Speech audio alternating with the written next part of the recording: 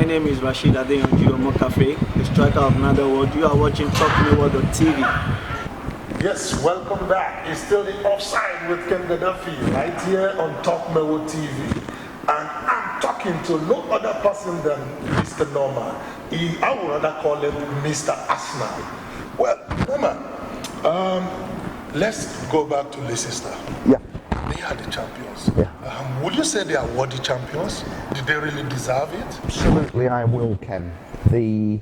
Let's look at Leicester City. Now, at the start of this season, if you'd looked at the squad on paper, Arsenal against Leicester. You look at that midfield of Arsenal, Sanchez, Özil, Wilshere, Walcott, so on. And then you look at Leicester with Mahrez, Danny Drinkwater, Mark Albrighton. No one would have believed this possible.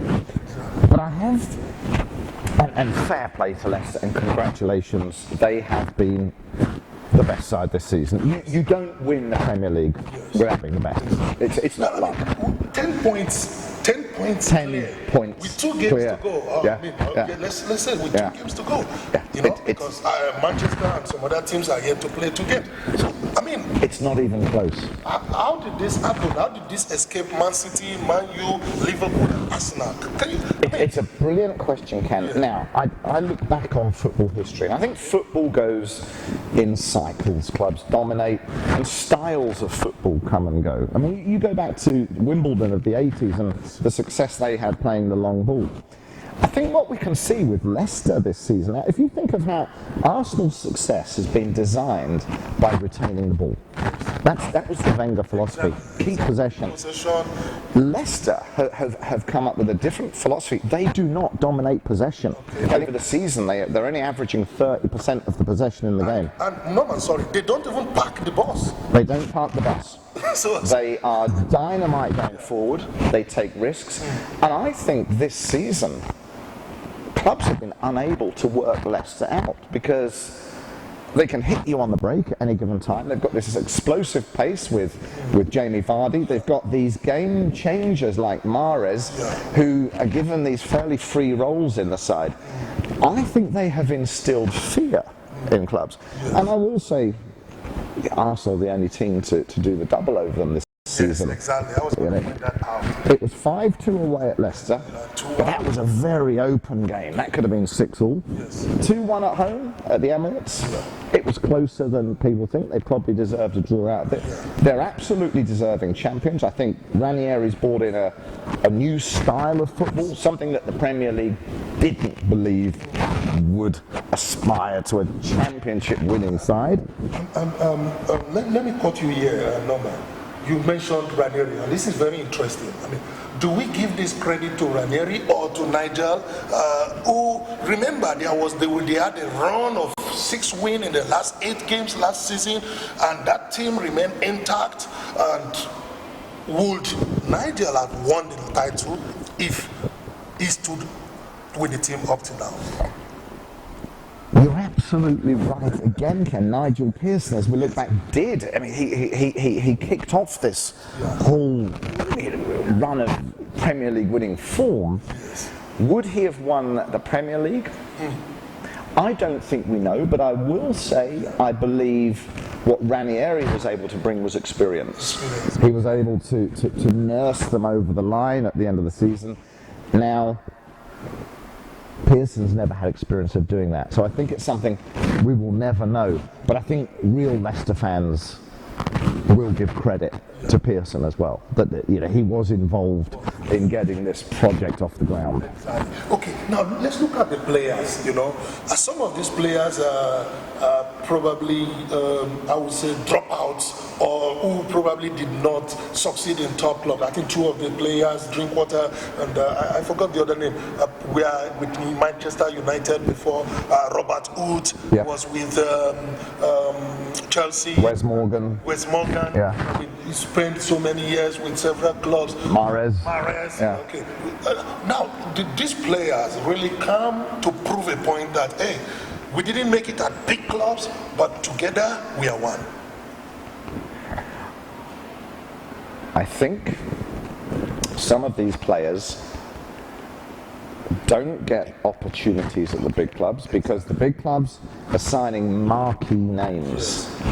But But I believe some of these small-time players actually feel unfairly treated. It's because they haven't come through the right academy or don't have the right connections that they don't get that chance. Now, I read a very interesting interview with Jamie Vardy, where back in the day when he was playing for Fleetwood, he had a couple of opportunities in sort of FA Cup qualifiers, playing against the top players. And he actually said, when I played them, I thought, I can do all right against these guys. I've got a chance.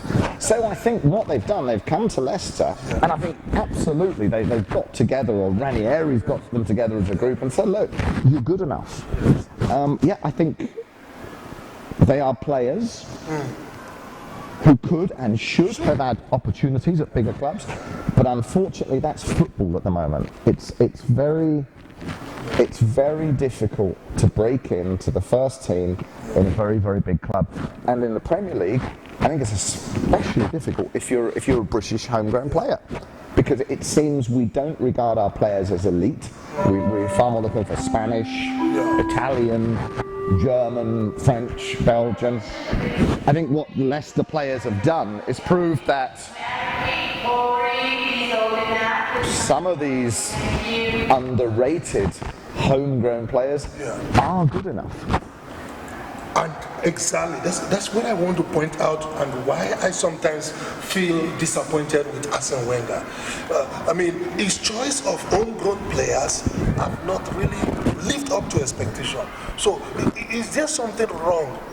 I want to agree that Wenger doesn't want to buy top star players, right, but he has taken a lot of time to get homegrown players like Walcott, like Oxlade, you know, but these players have not really excelled. So where did Ranieri, or where did Leicester get it right with their blend of unheralded stars? I think Ranieri in that squad benefits from not having big names. Exactly. If you're a youngster coming through at a club like Arsenal, now I don't know what it's really like in that dressing room, but where you're walking in there and you've got prestige names, Ozil, Sanchez, sitting on the bench in the dressing room, waiting to play. How do you feel? Are these youngsters intimidated? Are they not being told you're as good as these guys? Are those guys, you know, being paid so much more, being treated with so much more respect by the clubs?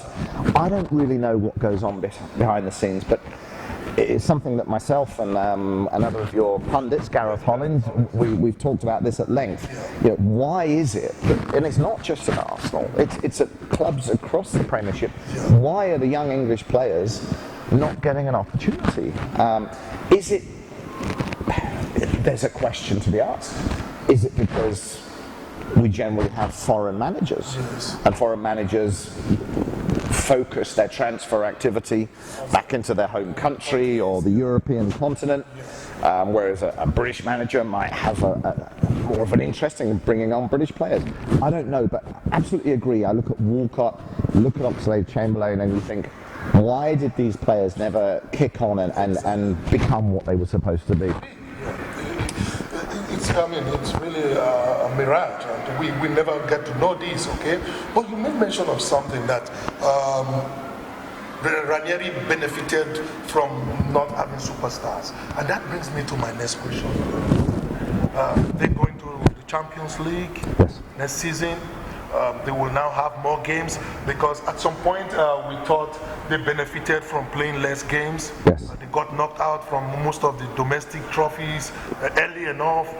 There weren't injuries along the line. Will they be able to excel in the Champions League and to benefit now? I mean, from that same scenario, because this time around, playing in the Champions League, there's four tournaments, I mean 4 major competition. Will they require now to get superstars? How do you think they can shape up next season? First thing, they've got to retain the squad they have. Secondly, do they need to get superstars? Maybe not superstars, but they need to strengthen the squad. To play in the Champions League, you need you essentially need two teams. You need an A team and a B team who can interchange, and they're all equally capable of playing in the A team. Very demanding, as Arsenal have seen over the last 20 years. Will they go for superstars? I'm not so sure that it's going to be easy for Leicester City to attract superstars, because as Premier League champions, they're not yet a marquee name. But I believe Ranieri has the nous, has the ability, and Leicester have a very, very good scouting system. I absolutely would not put it past Leicester City to again dig up some real gold dust in the transfer market. Players that you or I may not have heard of, who come in and step up to the plate again. Why not? If they could do it this season, why not next season? Now the Thai owner reached what, about 2 billion, and said, hey, don't touch my players, I'm not going to sell any player. Do you really think they can stop top players now like Vardy, like Mahrez, like Kante? If the big teams like Real Madrid, Barcelona, Chelsea, Manchester United come knocking, can they weigh them off? They won't lose Vardy. It's an age thing. He's 29. It's a big risk for Vardy. He has a great season. He could go to another club and not make it. It happens. Torres. Like Torres. Secondly, I'm not so sure that the big clubs now invest so much in older players. I mean, 29 is not old, but by Premier League standards, La Liga, they're looking for youngsters. I think the player who may be tempted to a big club is Mahrez. He's gifted, but will the big elite clubs look at Mahrez and see him as possibly a one-season wonder? Will they take the risk? What's the defender? Conte. The defensive midfielder who is, I think a better version of Francois Coquelin at the moment. He's, of all the players, the one that Leicester cannot afford to lose. Well, we've had it. It's the finals of the EPL. The champions already made. We know it's Leicester, but there's still a lot up for grabs. Who is going to win the second place? Who is going to finish the third? And who is going to get the fourth place? We have three teams struggling for position. Well, let's see what happens. It's on Super Sunday. It's been Ken Gaddafi talking to Norman on the Offside with Ken Gaddafi right here on Top Mobile TV. Thank you.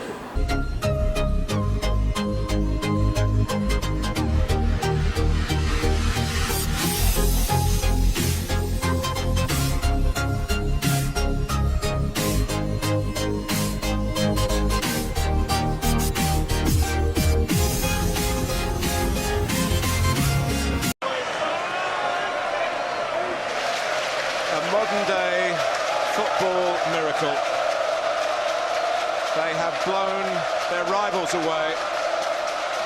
They have blown us all away, in truth.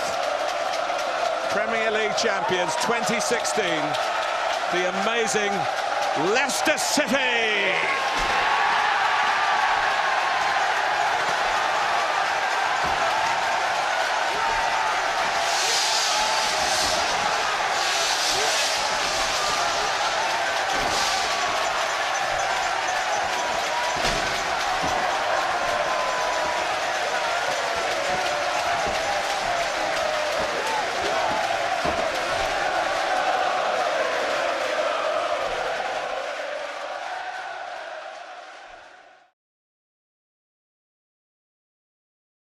Subscribe to talkmeworld.tv.